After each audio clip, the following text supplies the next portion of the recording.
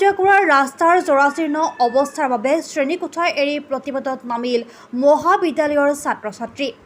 ধুবুৰী জিলাৰ তামাৰহাটৰ শ্ৰেণীকোঠা এৰি প্ৰতিবাদত নামিল হাতীধৰা মহাবিদ্যালয়ৰ ছাত্ৰ-ছাত্ৰী।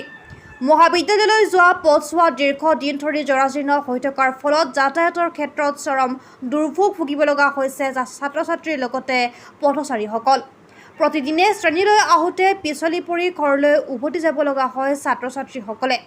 তামাৰহাট গাঁও পঞ্চায়ত আৰু হাতীধৰা উন্নয়ন খণ্ডৰ পৰা মাত্ৰ 100 মিটাৰ দূৰত অৱস্থিত পথছোৱাইদি হাতীধৰা বজাৰ, মন্দিৰ, মছজিদ, সত্ৰ আদি কৰি কেইবাটাও চৰকাৰী কাৰ্যালয়ৰ লগতে হাতীধৰা Shankarajan Adarsha Vidyalaya, Hatidhara senior secondary school, Hatidhara public school, 170 নং সাপমাৰী জেবি স্কুল যোৱাৰ একমাত্ৰ পথৰ জৰাজীৰ্ণ অৱস্থা। পথছোৱা দীৰ্ঘদিন ধৰি জৰাজীৰ্ণ হৈ থকাৰ ফলত আজি ক্ষুব্ধ ছাত্ৰ-ছাত্ৰীয়ে বিভিন্ন শ্লোগান আৰু পথত কঠীয়া ৰুই প্ৰতিবাদ সাব্যস্ত কৰে। News desk report, any express 30।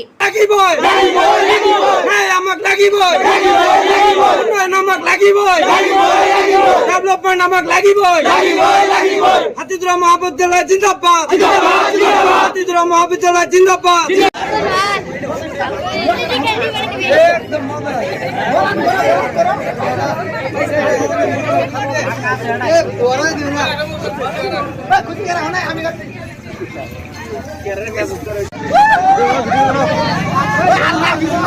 মনসুৰ Ali, হাতীধৰা মহাবিদ্যালয় জেনেৰেল ছেক্ৰেটাৰী। হয়, আপোনালোকে চাই আছে আমাৰ হাতীধৰা মহাবিদ্যালয় জন্মলগ্নৰ পৰা এই ৰাস্তাখন বহুত বেয়া হৈ আছে। এই ৰাস্তাখন আমাৰ হাতীধৰা মহাবিদ্যালয়, মন্দিৰ, শ্মশানঘাট, মছজিদ সকলো অহা যোৱাৰ বাট মাত্ৰ এটাই বাট। এই ৰাস্তাটো ভাৰত স্বাধীন হোৱাৰ পাছৰে পৰা এই ৰাস্তাটো বহুত বেয়া অৱস্থাত আছে। আমি ছাত্ৰ-ছাত্ৰী কলেজত অহা যোৱা কৰিব নোৱাৰোঁ। কেতিয়াবা অহা যোৱা কৰোঁতে আমাৰ ছাত্ৰ-ছাত্ৰীসকলৰ ৰাস্তাত বাগৰি পৰি কাপোৰ কানি নষ্ট হৈ ক্লাছ কৰিব নোৱাৰে। বহুত অসুবিধাৰ সন্মুখীন হৈ আছে আমাৰ ৰাস্তাখন। মই অসম চৰকাৰ আৰু গ্ৰাম উন্নয়ন মন্ত্ৰী ৰঞ্জিত দাক ইহঁতক মই অনুৰোধ জনাম যাতে ৰাস্তাখন সোনকালে মেৰামতি কৰি আমাৰ ছাত্ৰ-ছাত্ৰীৰ সমস্যাখিনি দূৰ কৰে। অকল বিদ্যালয় নহয়, মহাবিদ্যালয় নহয়, বিভিন্ন কাৰ্যালয় ইয়াত কিন্তু আছে। হয় হয়, কি কি কাৰ্যালয় আছে? ইয়াত আমাৰ ব্লক আছে, গাঁও পঞ্চায়ত আছে, লগতে আমাৰ মন্দিৰ, মছজিদ আৰু অন্যান্য চৰকাৰী কাৰ্যালয়ো আছে। হাতীধৰা বজাৰ আছে, লগতে সকলো ঠাইতে যোৱাৰ ৰাস্তা একমাত্ৰ ৰাস্তা এইটোৱে ৰাস্তা, বেলেগ আৰু ৰাস্তা নাই। এই ৰাস্তাটো ইমান দিন ভাৰত স্বাধীন হৈছে কিমান চনত, ইমান দিন পাছতো এতিয়ালৈকে মেৰামতি হোৱা নাই। মইতো বহুত বিভাগীয় মন্ত্ৰী কি আহ্বান? বিভাগীয় মন্ত্ৰীক আহ্বান জনাম সোনকালে ৰাস্তাটো মেৰামতি কৰি আমাৰ ছাত্ৰ-ছাত্ৰীসকলক অহা যোৱাৰ যিটো ৰাস্তাটো মেৰামতি কৰি দিয়ে যাম।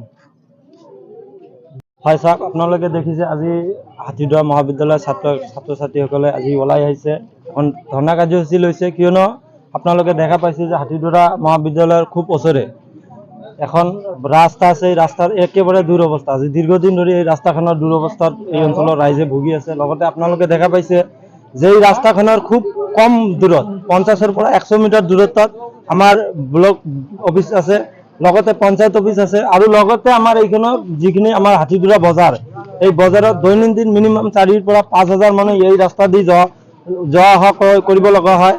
আমি দেখা পাইছোঁ যে বিভিন্ন সময়ত আমি ব্লক ডেভেলপমেণ্ট অফিচাৰকো আমি অৱগত কৰাইছিলোঁ, আৰু দেখা পাইছোঁ যে এই ৰাস্তাখিনিৰ মেৰামতি কৰি দিয়াৰ কাৰণে কোনো ধৰণৰ কাণসাৰ দিয়া নাই। তো আজি ছাত্ৰ-ছাত্ৰীৰ লগতে আমি অঞ্চলবাসী ৰাইজে ওলাই আহিছোঁ আৰু আমি প্ৰতিবাদ কৰিছোঁ আমি যাতে এই ৰাস্তাখিনি যাতে অতি কম সময়ৰ ভিতৰত এই ৰাস্তাখনৰ মেৰামতি কৰি দিয়ে, এইখিনি আমি অসম চৰকাৰক আহ্বান জনাইছোঁ। আৰু ধুবুৰী জিলা আয়ুক্ত মহোদয়কো মই অনুৰোধ জনাইছোঁ যাতে আপুনি কমচে কম অতি কম সময়ৰ ভিতৰত যাতে কমচে কম ৰিপেয়াৰিঙৰ ব্যৱস্থা কৰি দিয়ে, এইখিনি অনুৰোধ থাকিল। যদি ছাত্ৰৰ দাবী যদি পূৰণ নকৰে